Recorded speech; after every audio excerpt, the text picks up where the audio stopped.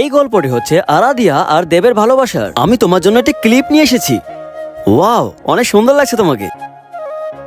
আমি কালকের জন্য মুভির টিকিট কেটে নিয়েছি, তুমি 9টার মধ্যে চলে আসবে। আমি তোকে মানা করেছিলাম আমার বোনের সাথে ঘুরতে, আজ তোকে ছাড়বো না আমি। আরে আরে আপু দাঁড়াও, তোর মাথা কি ঢুকছে না নাকি? ওই ছেলের সাথে দেখা করবি না? আরাধিয়া চুপি চুপি মুভি দেখার জন্য রেডি হচ্ছিল। এত সকালে কোথায় যাচ্ছিস? দেবের সাথে মুভি দেখতে। তোকে আমি মানা করেছিলাম না? গ্রামের কোন মেয়ে এবার মুভি দেখতে যায়? আমি যাব, আমরা দুজন দুজনকে ভালোবাসি। তুই যেতে পারবি না, কথা কি মাথায় ঢুকছে না? এদিকে দেব আরাধিয়ার জন্য অপেক্ষা করছিল। ওরা দুজন আমাদের টাকা ফেরত দিচ্ছে না, ঘরটাকে ভেঙে ফেলো। আরে ভাইয়া, ওদের কাছ থেকে কয় টাকা পাবেন? তুমি কে ভাই?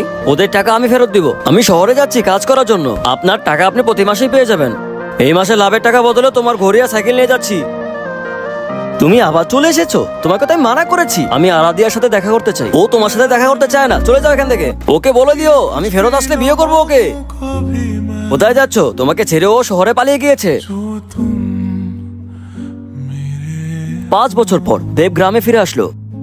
আমার আরাধিয়া কোথায়? বিয়ে হয়ে গিয়েছে ওর। এটা কি আপনার বাচ্চা? জি। আপনি কে? আমার দোস্ত আরাধিয়ার সাথে দেখা করতে এসেছি। বউ তুমি ওনাকে ভিতরে বসাও, আমি খাবারের ব্যবস্থা করে আসছি। দেখে ভালো লাগছে, অনেক বড় হয়ে গিয়েছো। তুমি কি বিয়ে করেছো? আরে না পাগলি, আমি আশা করিনি তুমি এত তাড়াতাড়ি বিয়ে করে ফেলবে। তুমি ভিতরে বসো, আমি তোমার জন্য কিছু বানিয়ে দিচ্ছি। আঙ্কেল এটা কি আপনার গাড়ি? হ্যাঁ বাবা। আমি কি কিছুক্ষণের জন্য আপনার গাড়িতে বসতে পারি? অবশ্যই। মা, আঙ্কেলটা কত ভালো, আমাকে ওনার গাড়িতে বসতে দিয়েছে। আচ্ছা তাহলে আমি আসি।